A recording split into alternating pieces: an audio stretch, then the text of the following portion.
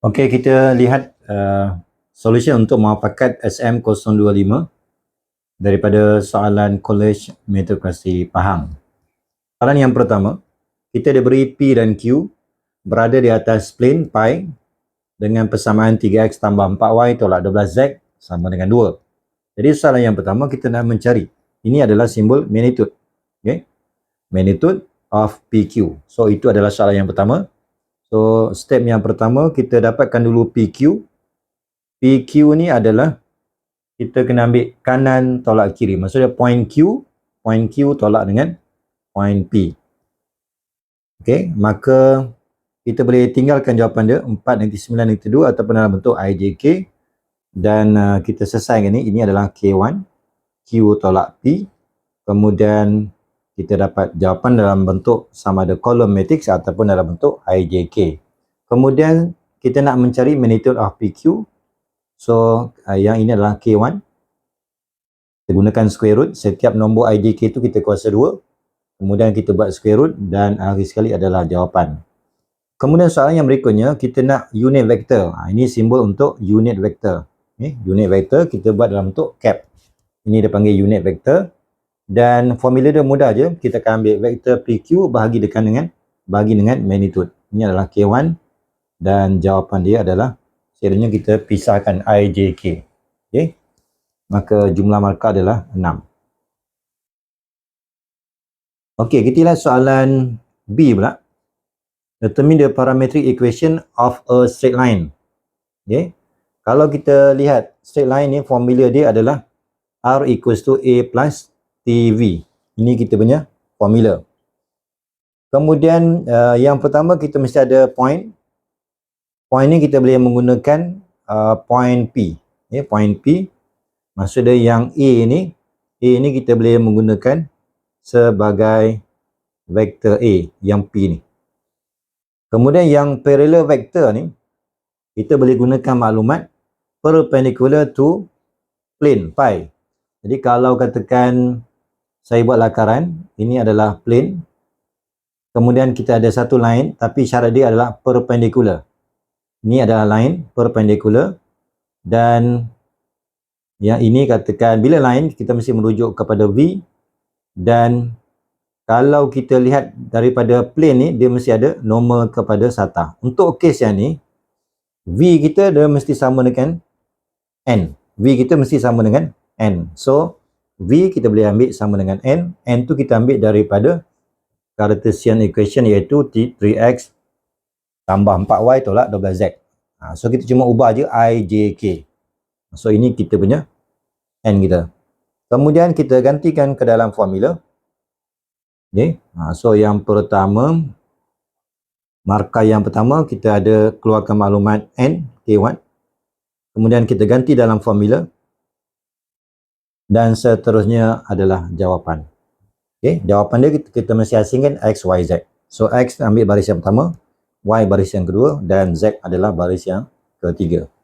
3 markah.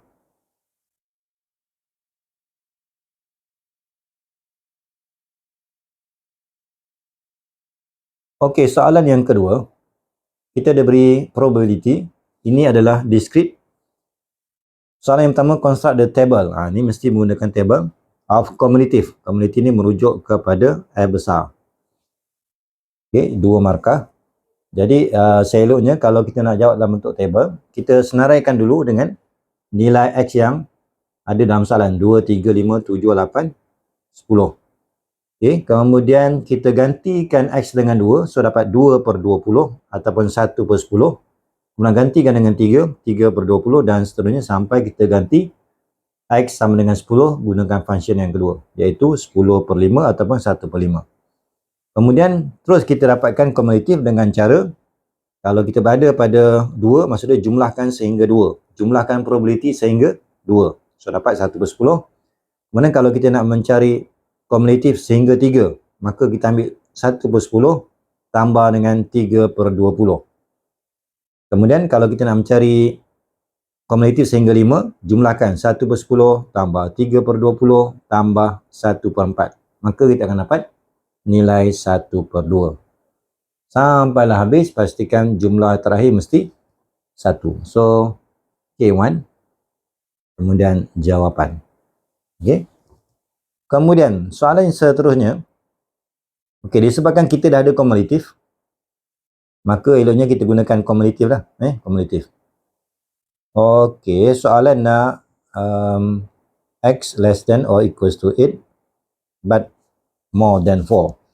Okey, kalau di sini, kalau kita nak guna kumulatif, kalau kita rujuk kepada formula kumulatif, dia menggunakan simbol x less than or equals to satu nilai.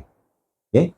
Jadi kalau kita nak kira yang ni, kita terus ambil, utamakan simbol lebih kecil, kita akan ambil F8 tolak F4. F8 tolak F4.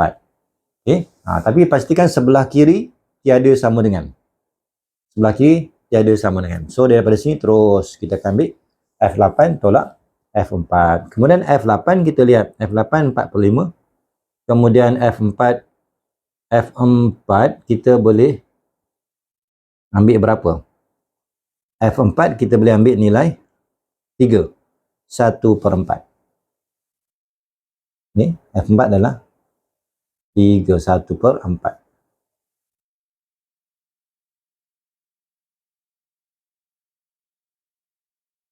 So kita akan dapat 11/20.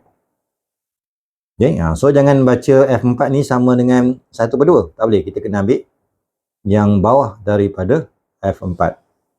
So kita akan ambil nilai sehingga 3. Okay. Jadi F4 ni kita ambil bacaan, disebabkan dalam kita punya function ni tak ada pun 4. Jadi kita akan ambil bacaan sehingga 3. Sehingga 3. Okay. Itu yang kita ambil 1/4. Ini adalah markah dia 2. Maka yang pertama kita akan ambil F8 tolak F4 dan kita kira kita akan dapat jawapan J1. 2 markah.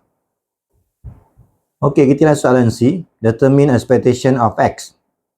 Jadi kalau kita lihat balik expectation of X, formula dia adalah summation of X multiply by P. Okey, jadi kita akan ambil setiap X ni darabkan dengan probability. So mesti ada. Ini adalah K1. Okey, ini adalah K1. So kita tunjukkan. Kemudian kita akan dapat satu nilai EX. So 2 markah. Kemudian untuk dapatkan variance, sebelum kita dapatkan variance, kita perlu ada expectation of X squared. So yang ini adalah K1. Tunjukkan kita mencari expectation of X squared, 1. Kemudian kita dah dapat, kita gantikan ke dalam formula variance. Gantikan K1 dan jawapan. Okay.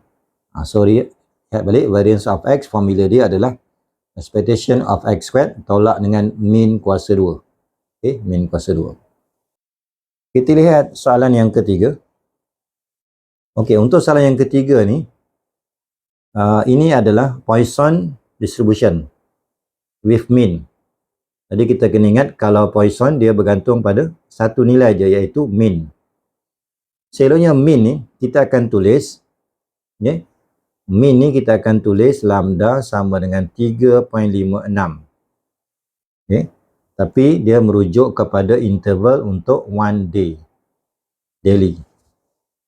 Okay. Jadi kalau nak tulis lambda tu, pastikan in bracket range dia untuk berapa. Kalau untuk soalan ni adalah one day. Okey, kemudian yang ini adalah a lorry owner of car rental. Maksudnya dia menyewa lori. Daripada car rental company. Okey. Jadi sekarang ni soalan dia, syarat tambahan, jawapan mesti correct to 3 decimal places. Itu syarat tambahan dalam soalan. Kita nak mencari probability that in any day, maknanya lambda dia kekal, at least 2 lorries. Okay, at least 2 lorries, maksud dia lebih besar dan sama dengan 2, tetapi dia menggunakan perkataan not. Okay. Jadi kalau kita lihat tarifan, X ni adalah rental out. Ini untuk lori, rental out. Tapi bila ada perkataan not, maka kita gunakan formula ubah yang lain, not rental out. Okay. Dan kita punya jumlah semua lori adalah 6. Okay. Jumlah semua lori itu adalah 6. Jadi kalau kita nak buat pengiraan, kita boleh gunakan variable y. Ikut je soalan, tetapi bila kita nak buat pengiraan x, sebab maklumat P kita adalah untuk x. Yang P kita adalah untuk x. Jadi kita kena tukar. So, kalau nak tukar, kita tukar simbol je lebih besar. Tukar je lebih besar, lawan dia adalah less than. Yang equal ni kekal. Maknanya kita tukar simbol lebih besar lebih kecil je. Nilai x bermula daripada 0, 1, 2, 3, 4. Maksudnya 0, 1, ini tertinggal ya. Ini sepatutnya kamu tambah lah ni. Ini sepatutnya tambah lagi. Lambda kuasa 2 per dengan 2 faktorial. Tertinggal ya. Sepatutnya dia mesti ada 5 lah. Ini 4. Sepatutnya 5. Okay, so gantikan kita akan dapat nilai 0.714. 2 markah. Okay, so kita senaraikan. Kemudian J1. Kita lihat soalan yang kedua. The demand is not fully met. Okey, maknanya yang tadi kita punya N kita maksimum dia adalah 6. Cuma ada 6 je, tapi dia lebih besar daripada 6. So itu yang kita nak. Jadi kalau kita ambil lebih besar dan besar daripada 6, ni adalah diskrit. Bila diskrit, selepas 6 mesti 7. Dia 7 dan ke atas lah. Jadi kalau kita nak buat pengiraan, lebih mudah kita menggunakan satu tolak. Okey, sepatutnya kita menggunakan satu tolak. Satu tolak probability. Kalau kita gunakan satu tolak, maka kita akan ambil dua yang kita kena tukar, iaitu lebih besar kepada lebih kecil, kemudian equal, not equal. Ini yang salah. Kemudian kita menggunakan lebih kecil dan sama dengan 6. Sama. Okay. Ataupun kita nak buat terus pun boleh. Ni kalau kita buat terus, ini adalah K1, ini adalah J1, 2 markah. Okay. So kita senaraikan lah. Yang kurang daripada 5. Yang kurang daripada 5 kita dah kira. Yang sebelum tadi. Yang tadi kita dah kira. So kita ambil je nilai jawapan daripada yang pertama tadi. Okay. So kita ambil, kemudian kita tambahlah dengan nilai 5 dan nilai 6. So jawapan dia adalah 0.070. 2 markah. Okey, kemudian soalan berikutnya. Find the probability that exactly one lorry is not rented. Bila not rented out, maksudnya kita menggunakan variable y. Okay. Kita exactly one, maksudnya gunakan y sama dengan 1 dan kita tukar kepada x, pastikan jumlah dia mesti 6. Jadi kita baca walaupun y 1 tapi x tu nilai dia adalah 5. Sebab pastikan jumlah dia mesti 6. So bila sama dengan gunakan formula, so kita akan dapat 0.136. Okay, ini nilai kebarangkalian dia. Tetapi soalan ini exactly 2 out. Maksud dia soalan ni sebenarnya nak mencari probability exactly 2 out of 4 days. Maknanya sekarang ni jumlah N kita adalah 4. Jumlah N kita adalah 4. Kemudian nilai kebarangkalian tu adalah 0.136 yang kita kira tadi. Sebab syarat dia exactly one lorry. Ni dia punya syarat. Kemudian yang kita nak cari adalah exactly 2 out of 4. Maksudnya kita mencari kebarangkalian Y sama dengan 2. Ini yang sebenarnya. Y sama dengan 2. So kita gunakan formula binomial 4C2. Yang ini adalah P kuasa X. Kemudian Q kuasa 4 tolak 2. So kita akan dapat 3 markah. So kira yang dulu. Kemudian kita gantikan ke dalam binomial dan jawapan. Okay. Maknanya find the probability that exactly one lorry. Kita ingatkan ini adalah soalan dia, tapi sebenarnya ini adalah syarat tambahan. Yang kita nak adalah yang ni. Okey, untuk soalan pertama, kita dah beri dua function. By using change of sign, maknanya kita menggunakan kaedah perubahan tanda je. Show that the equation has the solution in the interval 0, 1. So, kita ambil function.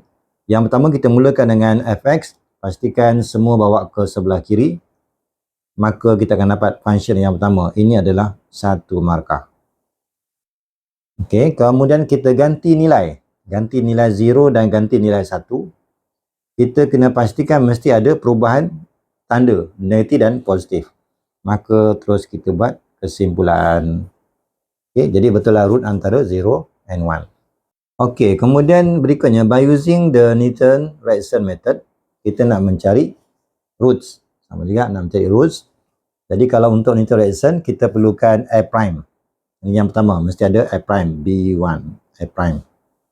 Kemudian mesti bermula dengan initial value 0.6.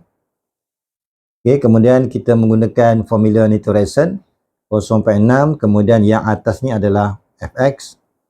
Ni formula Newton-Raphson, yang di bawah ni adalah f prime x. So kita gantikan, ini adalah k1.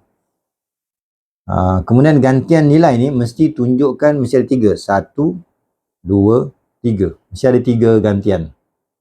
Okey, ini adalah ada je 3 gantian, maka ini adalah k1. Kaedah.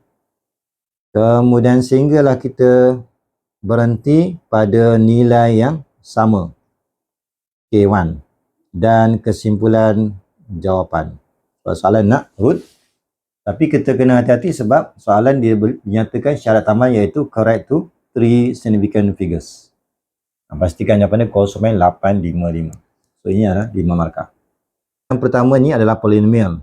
Yang ini adalah log. Jadi kalau dua fungsi berbeza, kita akan menggunakan integration by part, di mana u tu mesti merujuk kepada panduan Lopez. Okay? So kalau ada ln, maka u tu mesti ambil ln 1. Kemudian sebelah kanan tu adalah, sebelah kanan kita akan ambil dv sama dengan x dx. dx.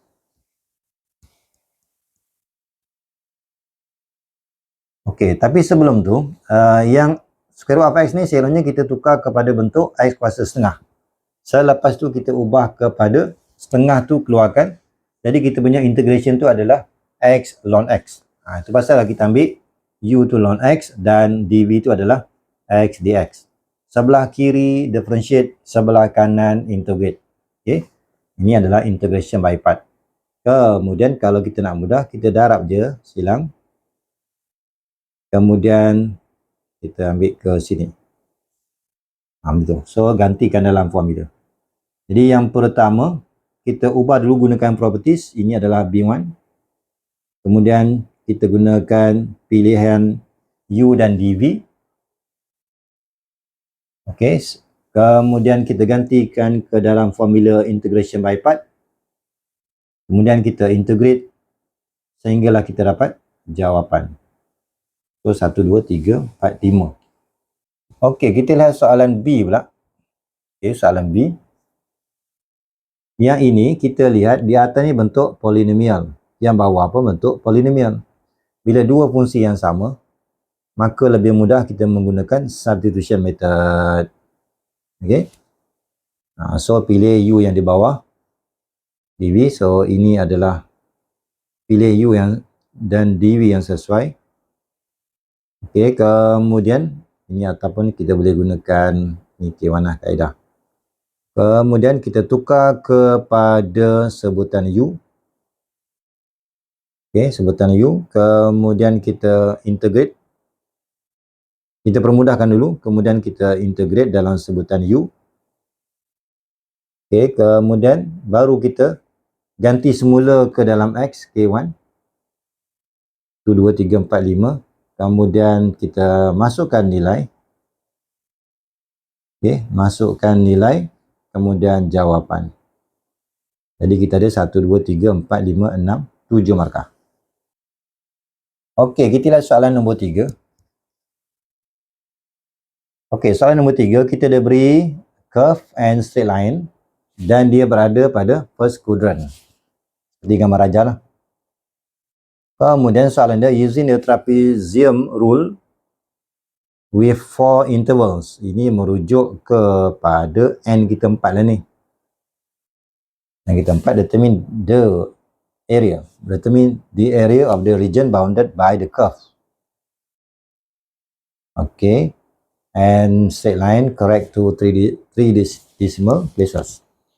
Okay, jadi yang pertama, kalau kita nak mencari area, ini sebenarnya area tu berada di sini lah ni. Ni area ni, berada di sini. Tapi sebelum tu kita kena carilah, ni sebenarnya berapa nilai dia. Memang kita nampak daripada sini nilai dia 0. Kan? Tapi di sini berapa? Maka kita buat persamaan serentak dulu. Dengan cara kita samakan dulu, ini K1, samakan.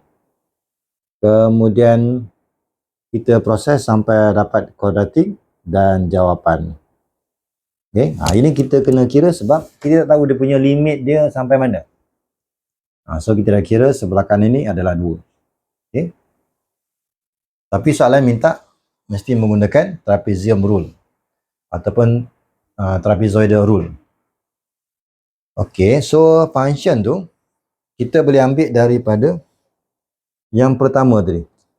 Tadi kita dah buat x square root of x squared tambah 5 samakan dengan 3x. Okey. Jadi kita bawa semua ke sebelah kiri atau bawa semua ke sebelah kanan. So mesti ada function ini 1 markah. Kemudian kita perlu kira nilai h. Yang n tadi 4. Yang 2 ni adalah limit yang atas. Maksudnya kita integrate daripada 0 sehingga 2. So ambillah 2 tolak 0 bagi dengan 4. So dapat setengah. Ni kita punya h B1. Kemudian kita perlu bina table. Di mana nilai awal dan akhir tu kita letak dekat first column. Kita ambil nilai bermula dengan 0. Kemudian setiap kali bergerak, kita mesti ambil nilai h.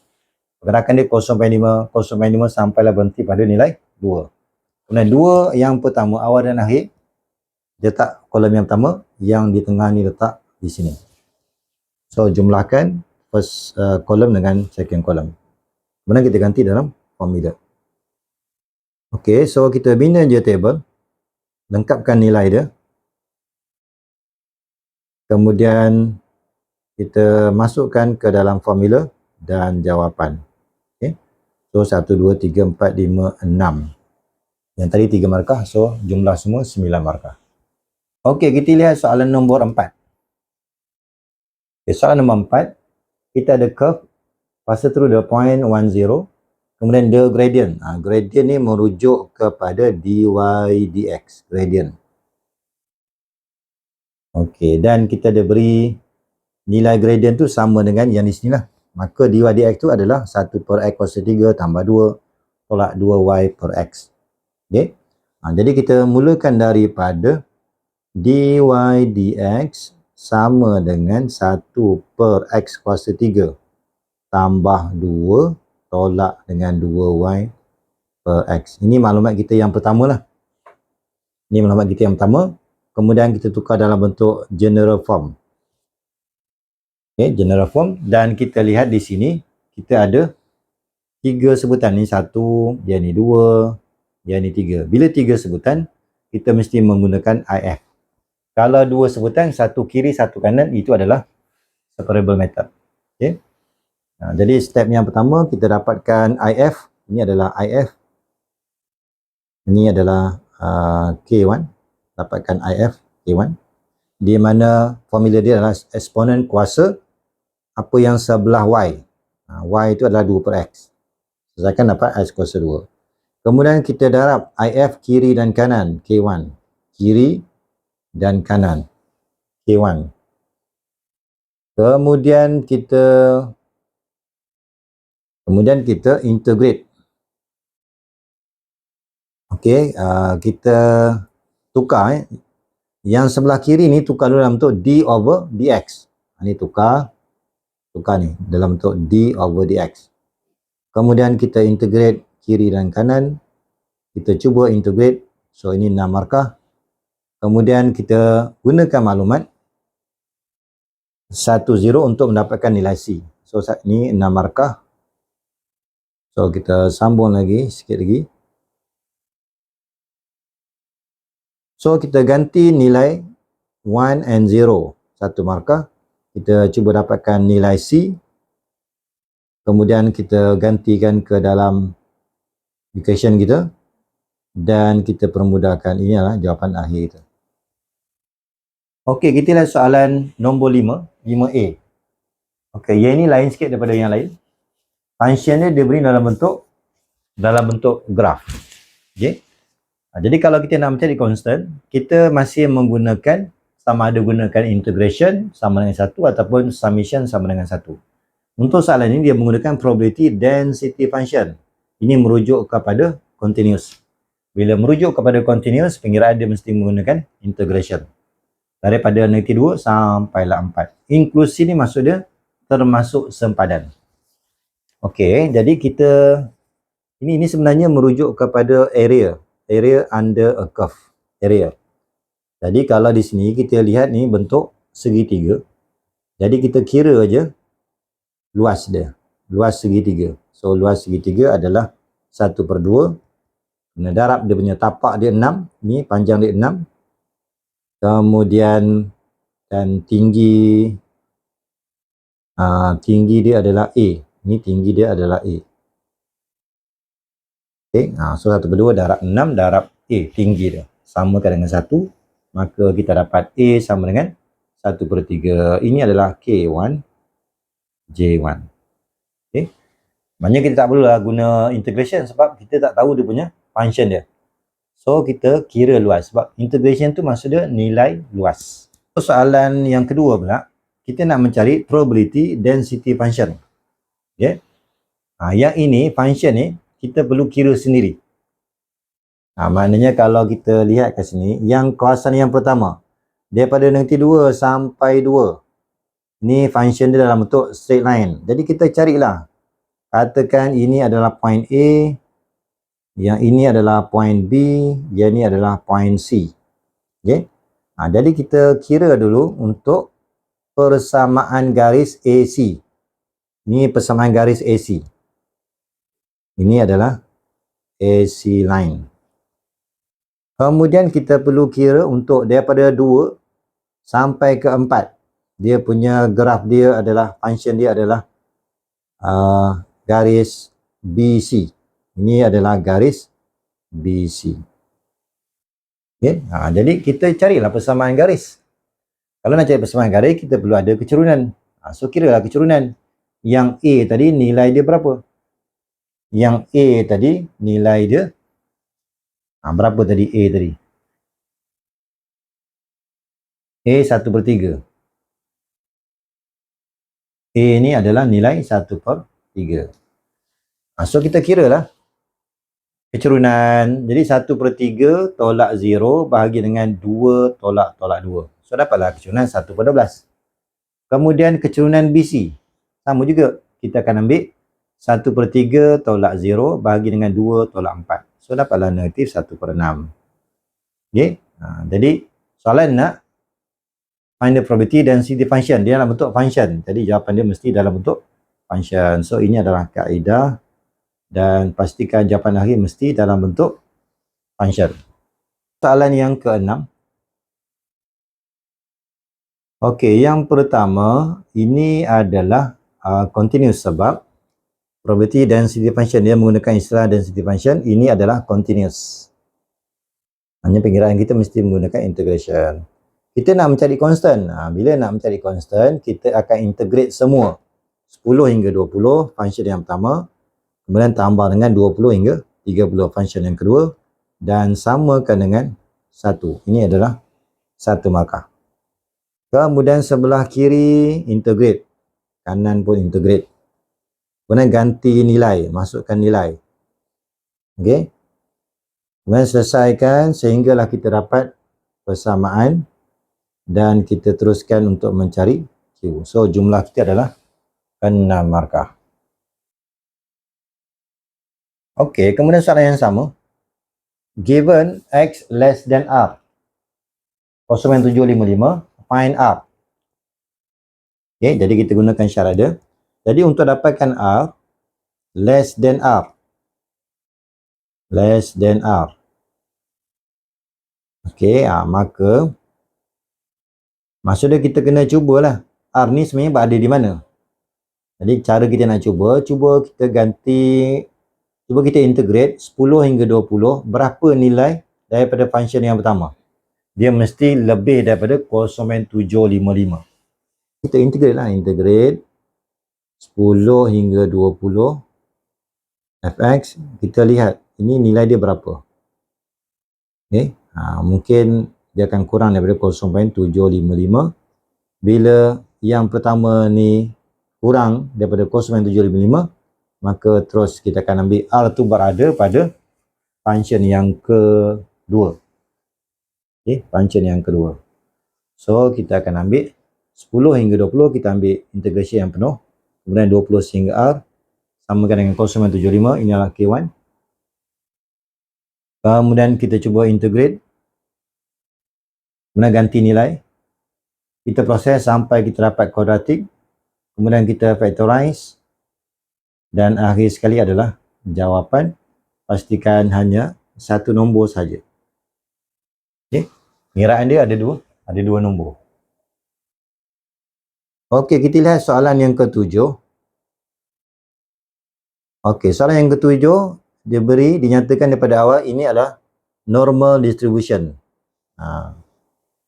Dan kita ada when can take either root m or root n. Maksudnya kita ada root m, n. Jadi kalau nak mudah, kita define dulu. X tu merujuk kepada m, y tu merujuk kepada root n. Kalau kita rujuk kepada maklumat yang pertama, okey, yang pertama ini adalah M.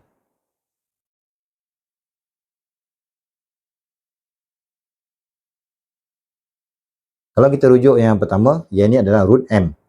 Mean dia adalah 46. Mean 46 dan standard deviation kita adalah 10. Dan kalau kita buat dalam bentuk normal notation, kita mesti gunakan 10 kuasa 2. Dan ambil 10.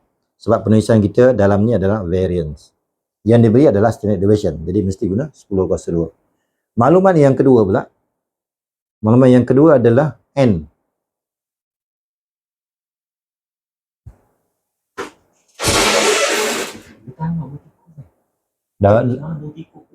Dah kurang dah. Sangat kuat. Okey, kemudian kita lihat maklumat untuk root N pula. Mean dia adalah, ni normal juga, tapi mean dia dalam bentuk mu. Kemudian standard deviation 12. So sama juga, kita akan ambil 12 kuasa 2. Kemudian soalan dia, find the probability that the journey takes more than 60 minutes. Maknanya kita gunakan more than 60, jangan ada sama dengan, dan dia menggunakan maklumat M. Okay. Jadi kalau kita nak convert ataupun kita nak buat standardize, jadi kita akan gunakan Z merujuk kepada root M. So kita akan ambil 60 tolak mean. Mean kita adalah 46 divide by, pastikan yang di bawah ni adalah standard deviation. Jangan ambil 10 kuasa 2, kita ambil 10 saja. Kemudian kita selesaikan dan rujuk kepada normal table. So dapatlah jawapan 0.0808. Okey, yang pertama kita keluarkan maklumat, ini adalah B1. Kemudian kita tukar kepada Z. Kemudian permudahkan lagi, baca dalam table. So markah dia adalah 4 markah. Okey, untuk soalan 7B pula. Okey, 7B ni pula kita merujuk kepada root N. Soalan dia probability that the journey takes less than. So sekarang kita menggunakan less than 60. Katakan N tadi, root dia kita guna Y. Samakan dengan nilai keberangkilan 0.85. Okey, jadi kita tukar dulu kepada Z. Kemudian dalam table dia akan baca simbol lebih besar. So kita mesti tukar simbol lebih besar. Nak tukar simbol lebih besar mudah aja. Kita akan ambil satu tolak. Bila guna satu tolak, kita akan tukar dua simbol. Yang pertama lebih kecil, tukar lebih besar, non-equal dia akan jadi equal. Okay, sepatutnya penulisan dia mesti ada sama dengan. Kemudian permudahkan lagi, jadikan probability Z ni sebagai tajuk, maka 1 tolak 0.85 dapat 0.15. Dan kita rujuk table. Bila kita rujuk table, maka kita boleh ambil 60 tolak mu dibuat by 12 ni, samakan dengan bacaan dalam table. So dapatlah nilai mu kita 47.52. So ini adalah 5 markah. Jadi yang pertama kita tukarkan 1 markah, kemudian kita gunakan 1 tolak, okay. Kemudian kita permudahkan lagi, baca dalam table, samakan K1 dan jawapan akhir kita adalah bila kita selesaikan untuk dapatkan min. Okey, kita teruskan soalan C pula. Begini, ni soalan yang sama ya. Okey, kita lihat the wind sets out at, ini pukul 6 ya, pukul 6 pagi, dan dia perlu sampai sebelum pukul 7. Determine the route should it take and justify your answer. Maksud dia, sekarang ni kita ada 2 route. Dia perlu guna jalan mana supaya dia boleh sampai sebelum pukul 7. Jadi, kalau kita nak buat pengiraan, kita kena pastikan antara pukul 6 hingga pukul 7. Maksimum dia adalah 60 minit ataupun 1 jam. Jadi, kita pastikan mesti kurang daripada 60 minit. Sebab target dia mesti pukul 7 mesti sampai. So, mesti guna less than. Okey, so kita akan lihat X less than 60. Jadi, kita akan gunakan 1 tolak probability X. Kalau nak gunakan 1 tolak, pastikan kita kena ubah 2 lah. Okay, ubah 2. Less than dia akan jadi more than, not equal akan jadi equal. Okey, yang ini kita dah kira daripada jawapan A, daripada soalan A tu. So kita ambil je. So dapatlah jawapan. Okey, ini adalah K1. Kemudian daripada probability Y less than 60, ini kita dah kira daripada soalan B. So kita salin je jawapan dia. Ini daripada jawapan B. Okey, yang ini kita nyatakan root yang sesuai, kemudian jawapan. Okey.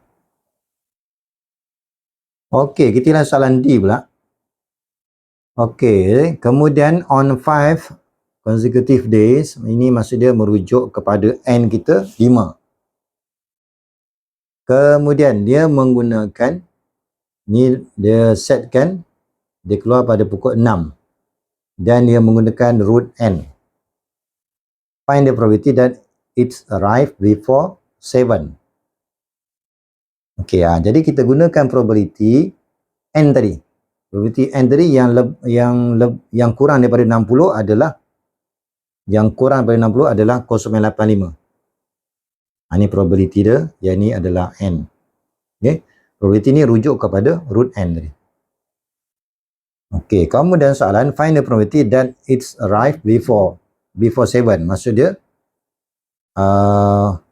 kan. Jadi soalan dia kita nak mencari find the probability that arrived before 7 on all 5 days. Maksud dia bila Y sama dengan 5. Okey.